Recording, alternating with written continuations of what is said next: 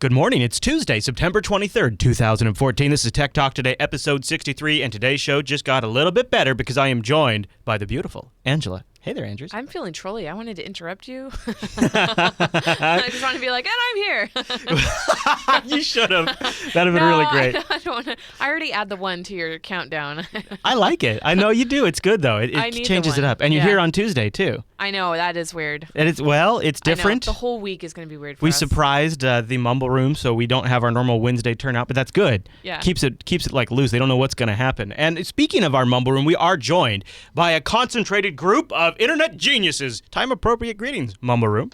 Hello. I'm still freaking out from the spider conversation in the pre-show. Yeah, we had a little pre-show spider conversation. We all got goosebumps. But I figured I'd show up for once. Maybe Thank you. Maybe this will help. Let's talk about Steam. Steam is getting a major overhaul. The revision, which Valve is calling the Steam Discovery Update and goes live today, will implement a number of big changes, including a revamped recommendation system, a queue in which you can swipe through new games based on what you've played. Swipe, huh? And like before, a new program called Steam Curators that will allow anyone to take the role of task maker, recommending games to the public and accumulating followers based on their taste. I love that particular part. I want to underscore that. So you can become a tastemaker on Steam and curate stuff, and then the people like you kind of like a karma system that shows you've got good choices. They say they went to make great efforts to increase the number of titles that people will publish on Steam, and because of that, they've had more problems with discovery. So this update introduces multiple features and functionality to help customers explore Steam's growing catalog and find the games they're most interested in playing. So I got it right here on my machine. In fact, if you haven't tried it yet, you'll load up Steam and you'll see a link about the new personalized storefront. And this, you get a little introduction about how you'll have a new homepage, and they go and talk about your discovery queue and how you can check that out. They also talk a little bit about your powerful search and filtering options that you can go adjust if you're not seeing the games you like. And then you go start it right there. So I'm going to click it, and boom. And look at that. You know what? I was wondering if it would recommend Linux games, and the first game right there actually does look kind of interesting to me. Awesome. Yeah, I actually say this is pretty accurate. I actually don't have any of these games, which is... that's not quite true. Crazy. I have that game. But yeah, normally when I see a Steam list, it's all games I already have. Mm-hmm. So this is really nice. This is actually... Just that alone is kind of a nice improvement, seeing a whole new set of games. Anybody in the Mumble Room, a big Steam guy, and already checked this out or have any thoughts on it? Well, I'm looking at it right now, and I think it's funny. It's recommending to me something that's already on my wish list. Oh, really? Oh, well, yeah, there you go. Oh, well, yeah, wish list. Yeah, it's like, oh, by the way, did you know this was in your wish list? You still want it, right? That's yeah, what it's pretty doing. much. Well, it says on wish list right over the banner, so it's like... Oh, cool. It's like what Amazon does. That's even a step further. That's great. Yeah. That's a genius marketing ploy. This is actually working really well. I'm getting games that I've never seen on Steam before, and I troll Steam quite a bit. See, I love that too, because like before, wasn't it where you just had to scroll like endlessly down until you found something? Yeah. Yeah, that's so much better. This is way better. I actually expected this to suck, but I gotta say, this is actually... It's actually got an endless list too. Yeah, this is way nicer. These are all games that I don't normally look at. Good on Steam. Look at you guys making me want to buy more stuff. Yeah, and if you keep scrolling down on that front page, it will keep scrolling. It's an endless scroll. It's an infinite scroll. Yeah, look at that. It keeps going. That's really cool. Wow. Yeah. Oh, man. Suggestions after suggestions after suggestions. Why did they have to Angela, go? Oh, look at this. Yeah. Oh, no. Who says we haven't already? Because I liked Race the Sun. Sure. Look at this one, Ange. We might have our new faux versus game. You ready? Ooh, that looks cool. I know. Check this out. Oh, I don't know about that, actually. It's a running game. It looks like Temple Run. It looks like it's Race the Sun. It's Race the Sun, only running. Look at that, Ange. Come on, tell me you don't want to do that. Does it have that epic music? Because that's... You liking the dubstep? Yeah, music gets me, like, I know. That was Poker Smashes. Yeah. Well, you know what I've been doing is I've been playing Race the Sun to better music, and I play better. Really? Yeah, I get to, like, way farther levels now. Interesting. So, maybe you know what? I'll pick this game up after the show. Maybe I'll give it a try. Maybe we do a faux versus on it. Totally. That looks like a good one. Not all music is good for Race the Sun. I tried with Slayer and it just went too fast. So that was, by the way, that was Tech 3001 we were looking at there. So if you guys are interested in that, you know what? I'm gonna put that in my cart right now. So there you go. That music sounded familiar, like it's something I've heard on like Pandora before. Dubstep. Okay, all right. So there's the fun stuff. Now let's talk about what happens when you update your OS. iOS 8 users are reporting various issues. It's all pretty sketch at this point. Some of these reports are based off single forum posts in the Apple support thread. But here's what we know so far. Users are reporting slow Wi-Fi issues and battery drains for the most part. And I've actually experienced a couple of problems I'll talk about in a second. The first, actually, it's this one right here in the list. Wi-Fi problems on the iPad Air. My iPad Air, the Wi-Fi, has sucked since I upgraded to iOS 8. Drops off all the time. Yeah. Interesting. Yeah. Are you having any problems with your iPad or anything? Have you updated your iPad? No. Okay. Are you having any problems with your phone? Well, I don't know. I mean, our data. Yeah, you have to check and watch your. Well, it's the. Oh, actually, they say it's applying to the iPhone 5S too, which is what you have. So it might be worth looking into. So yeah, one user in the Apple forum said downgrading to iOS 7.1.2 resolved the issues. Wi-Fi though isn't the only problem plaguing iOS users. Other users reported battery drain issue. One user reported, my battery drains very fast, 100 to 0 in about 4 hours with minimal usage. Started happening right after I upgraded to iOS 8. I've actually had the opposite experience there. My battery life has been better with iOS 8. But have you noticed any difference? I think it is? What's that? I think it's that YouTube album they try to push to everybody. The YouTube one? Yeah. Wow, nice callback, dude. That was like a week ago. So have you noticed any battery drain problems on your internet phone? Nope, not at all. Okay. Yeah, I've noticed no battery issues at all. I'd say improvements, but I have definitely noticed the Wi-Fi problem. It is a major pain in the butt. Well, it kind of makes sense if it's having signal trouble. It's probably trying to compensate with batteries, and maybe if it could be related. That much trouble. Yeah, that's what it probably is, because if you're bouncing between 4G and 3G all the time, that will kill your battery. Actually, and on my craft nights, I actually turn off Bluetooth and Wi-Fi because they won't let me on their network anyway. That's a great idea. And that totally helps save battery. I often will do the opposite. I will put my phone in airplane mode and then turn on Wi-Fi. And only use Wi-Fi, so Bluetooth, GPS, and all the cellular antennas are off. I wish they would let us use their Wi-Fi. Yeah. I don't know why. I mean, they claim it's not secure. So. You're like, well, let me worry about that. Yeah. I can use my own encryption. No, they're worried about us hacking them. I guess. Yeah. You crafters. I know. We're so sneaky. You know what? I think you did nail it though, because I was noticing that now that I think about it, the battery life has sucked on my iPad too. In fact, I had to charge it. I normally don't have to charge my iPad for like a week, and I had to charge it like in the last couple of days. Interesting. So it does seem like maybe it's the antennas that are just searching for signal constantly. I bet you that's exactly I just posted a picture of my main today. Oh, yeah? It's more like what Chris was hoping that I would do. On the gram of Insta? On the gram of Insta. Right. Well, actually, according to my Instagram feed, somebody just posted, look at those delicious ribs. Wow. Look at those. Don't those look great? Look at that mac and cheese, too. I know. Holy moly. Look at you. Guess what I'm going to have for lunch? Yeah, that's what I'm talking about. That's your main right there. That was what I was trying to get you to post the other day. See what I get in studio? This is my treat. Okay, so I got to talk about something that's got me all fired up. I'm really upset. I feel like I was taken advantage of in a big way. And you know what? The Bitcoin community called it a long time ago, and I got duped. I got conned, and I think thousands of other people got conned too. Before we talk about that, though, I know. Before we talk about that, I got to ask you: can we get a red jacket? Teespring.com/JBJacket. You know, we have this limited time Linux Action Show jacket. 79 jackets sold. Wow. And it's 6 days left. And we had a little conference yesterday. Want a red jacket? Not just me.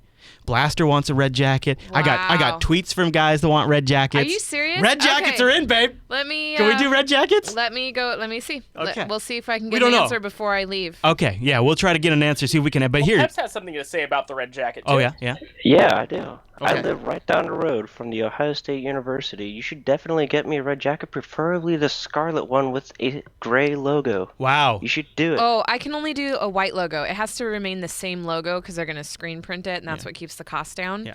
But I'd have to do like a whole new campaign if I changed the color of it. This is a zip-up jacket. It is a fall limited edition Linux Action Show jacket, and we are using the revenues from this to pay for our trip to Ohio Linux Fest, where we'll do a meet and greeting and shooting some on-location interviews.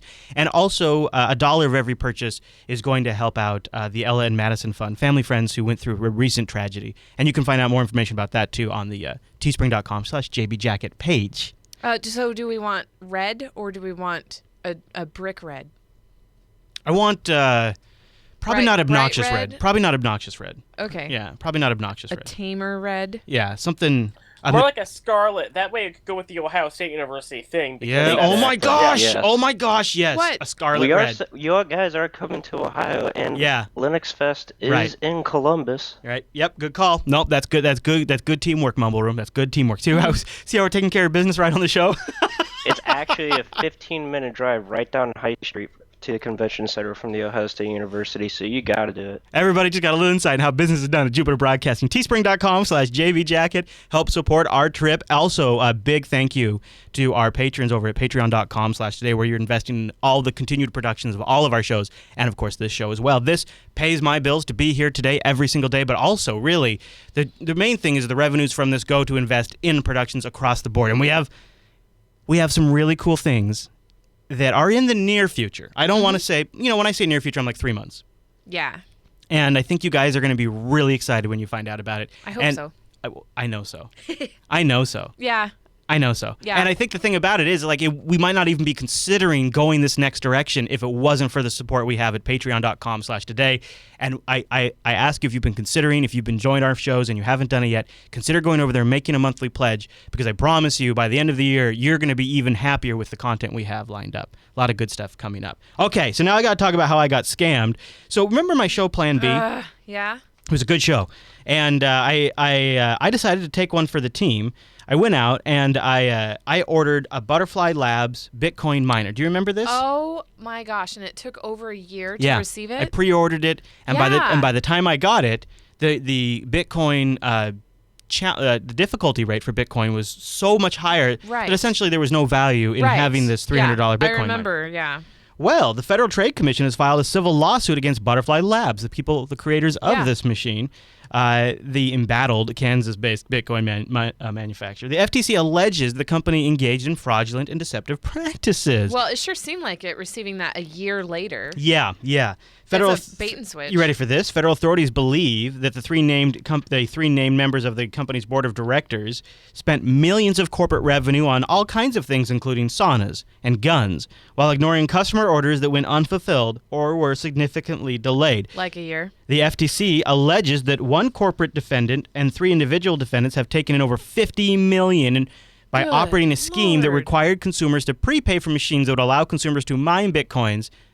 The complaint states defendants either never delivered these machines or delivered them so late they became obsolete. Yeah. There was also rumors that some of the machines they were using to mine Bitcoins before they sent them out, so that way they could use them Wow. Well, it's even worse than that, because the more of these ASIC hardware that get on the market, the more computational power you throw at Bitcoin, the harder it gets. Mm-hmm. So by them test running their own machines, they were actually making them more invalidated for their own customers by the time they received them, because they were raising the difficulty rate. Wow. Yeah. This is horrible. This is the exact kind of black mark Bitcoin doesn't need.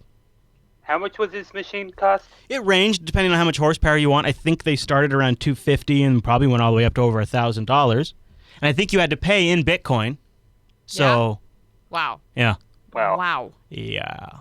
Right, Riley? Screw those guys. Yeah. So it's egregious. And you're right. You know what? This is very egregious. This is egregious. I also wanted to know, how do saunas and guns go together? Yeah, right. Yeah, these guys, huh? Look at saunas and guns. Couple of jackasses. That's how they go together.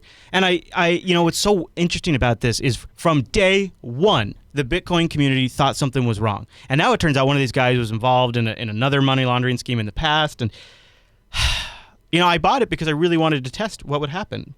Yeah. On the show. I wanted to live it live. Well, on Plan B. And it had been put on delay. They just took so long to ship it. Mm-hmm. And now here we are. It's...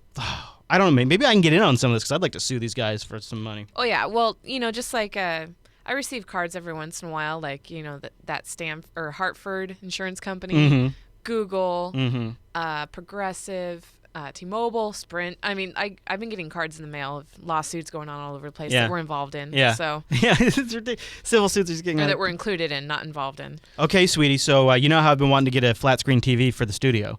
Maybe we found it. Vizio is taking 4K mainstream. That's right. Vizio, kind of famous for making low-cost televisions, is going to have a $999 4K television. Can I just say, I am so sick of all these abbreviations and new. What is even 4K? I think of it as so. Wait.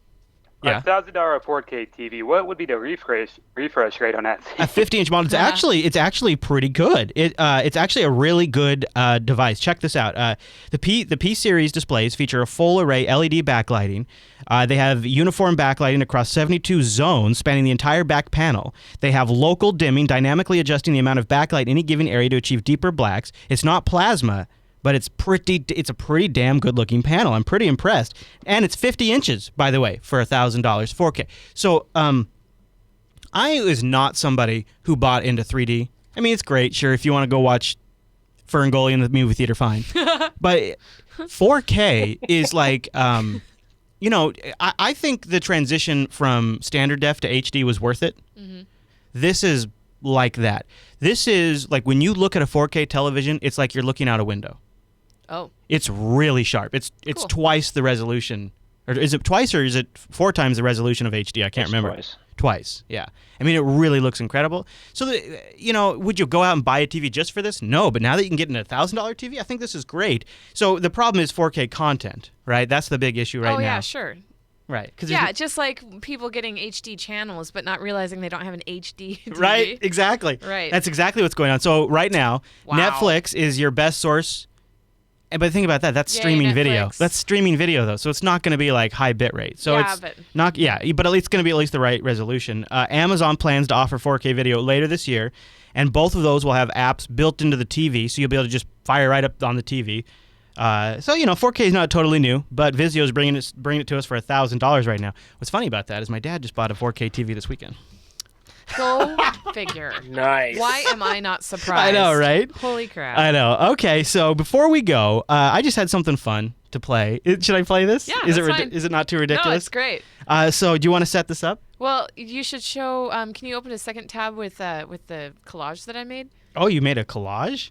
Yeah. Wow. Okay, yeah, I'll do that while To- you on start my setting it up. Instagram. Yeah, you start setting So- it up while I'll do that. Okay, well, so we did the science experiment of right. baking soda and vinegar, and last night we finally did the Diet Coke and Mentos. Yeah. Oh no. Yeah. I've seen the video already. And in the video, I'll just say I am none of the audio that you hear in it. No, I will admit it is our nanny and myself. We have a part-time nanny, and she came over last night to hang out while we did the science experiment. So I will play it for you now. Yes, it is. The screaming in the background is me. Okay, Ed, you are clear for liftoff. Fail.